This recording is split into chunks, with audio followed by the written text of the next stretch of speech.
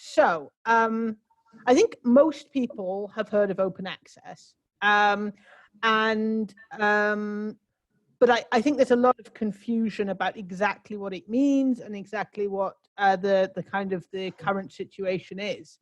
So, I mean, from my point of view, the thing I tend to go over is preprints, because people have heard of that less.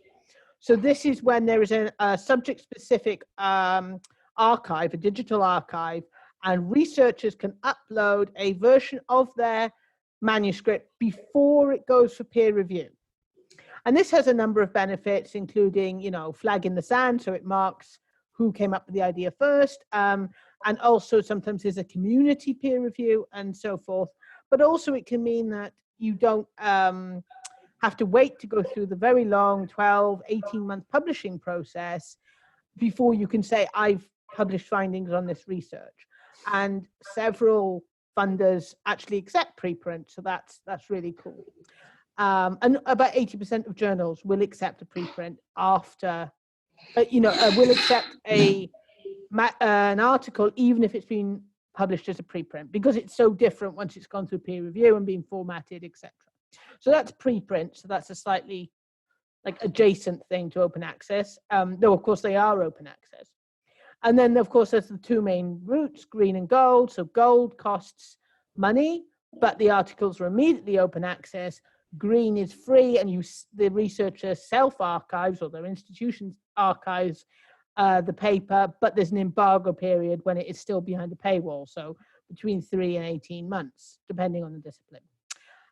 But Plan S may change all that. Do you think, did I cover everything, Anne? Or? Yeah, I think that's a simple, I think that's the basics that everybody will understand, that know about, Yeah, I mean, we could have just a thing on open access. We could go into that, but we won't. We won't, yeah. So I'm actually, Plan S is something that sort of never quite gets straight in my brain. But I get asked about it increasingly. People are starting to hear about it. Anne, do you have any clearer idea what the situation is?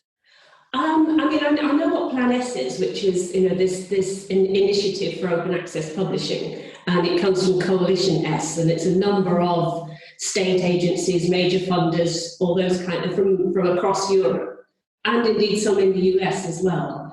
But I think people are progressing that move towards the signing up to Coalition S at different rates, so different funders. And, I know, for example, we've had conversations about this with the Wellcome Trust, and they have a particular approach to Plan S, which is on their website, so if anybody's Wellcome Trust funded, they can look that up. But they are being very open to discussions, especially with researchers who are coming from different fields. Yeah. So I think that's something to keep your eye on, because I think people to keep their eye on, and something that I would suggest that if you're in a university or a similar institution, you should go and talk to your librarians about, because they will have a much better sense of which journals are doable under Plan S, or are publishable under Plan S. And that's going to be different for different funders and different institutions. So I would strongly suggest the people to talk to are your librarians or people in that kind of role. Yeah. Yeah, I mean, I think there are a variety of reactions, because, I mean, the very simple thing is that Plan S will make it compulsory for anyone who receives funding from the organization to have signed up to it to publish open access, gold open access, i.e. pay money straight away. And I mean, I think various people are worried.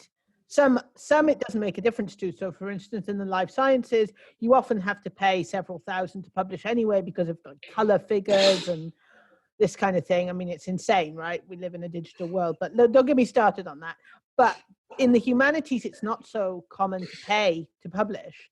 So now it's like, will it actually be more expensive than it was before? And therefore, you're actually reducing accessibility rather than increasing. Yeah, and there's also different publishing cultures. Yeah, the sciences and the humanities. Yeah.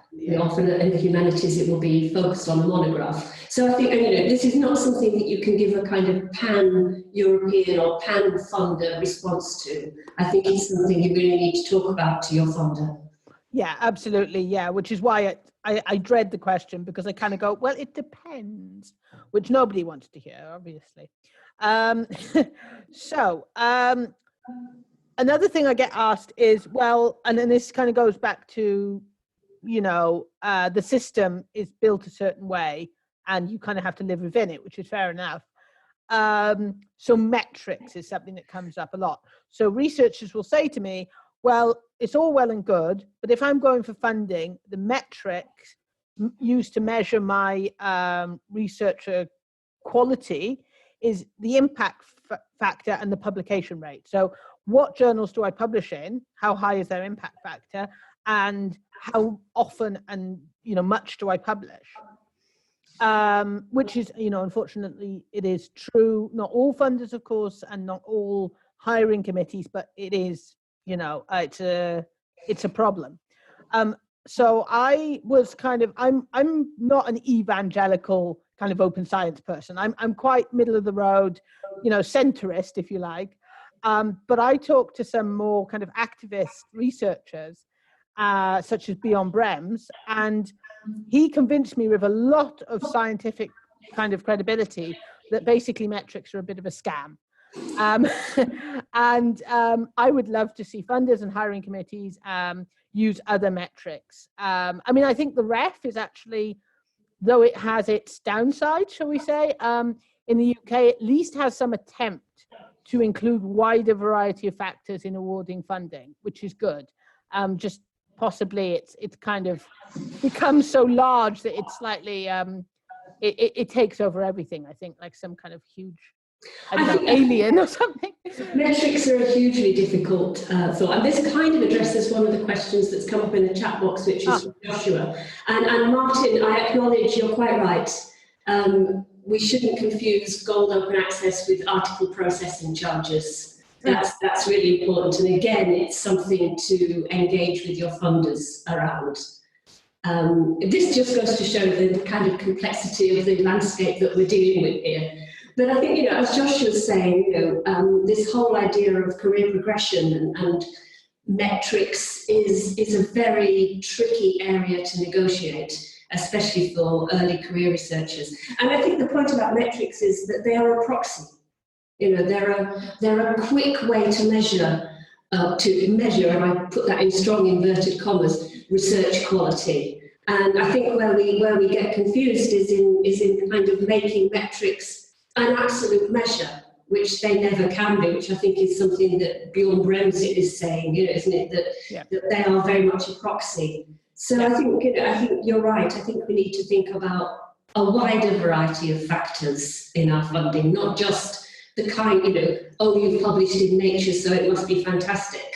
The journal is no guarantee of the quality of the research. It might be that the really fabulous research goes off into one journal, but equally, it in itself is no guarantee. And as I said earlier, I am not speaking for the Wellcome Trust as a whole, but I know the policy of the Wellcome Trust, when we had a workshop with the head of open research earlier this year. He's very much thinking that the trust will be thinking about the quality of the research itself. If it's good research, it should be published, and to an extent where it is published is much less important. Yeah. And I think that's where we need to balance with metrics. Absolutely. And I obviously you've got to have some quantitative measurement, otherwise you just time-wise it's not possible. But I think that at the moment it's sort of like the quantitative measurement is a pure, and it needs to be sort of much more balanced. It needs to be balanced. Yeah, absolutely. And just returning, since we already started answering it, to Joshua's question, what I often say is, we appreciate that early career researchers often are not in a position of power. Do what you can. If you can publish a preprint and then publish a paper in Nature, fine, you know, do that. Or if you can give a talk on your science, do that. If you can make your data set open, do that. Do what you can, as much as you can. And then when you are in a more secure position career-wise, then maybe start really making, you know, everything open. I think that's right, yeah. Everybody has to find their place on that spectrum. Yeah, absolutely. Some people are, you know, they're open science through and through from the start, and it pays off for them. But I completely understand how insecure academic careers are. You know, part of the reason I didn't, after my PhD, go into academia proper and move sideways into research project management was because I just couldn't face the you know, how difficult it is to get a job, basically. So I am very sympathetic to how difficult it is to be the person who makes that change. Yeah, absolutely.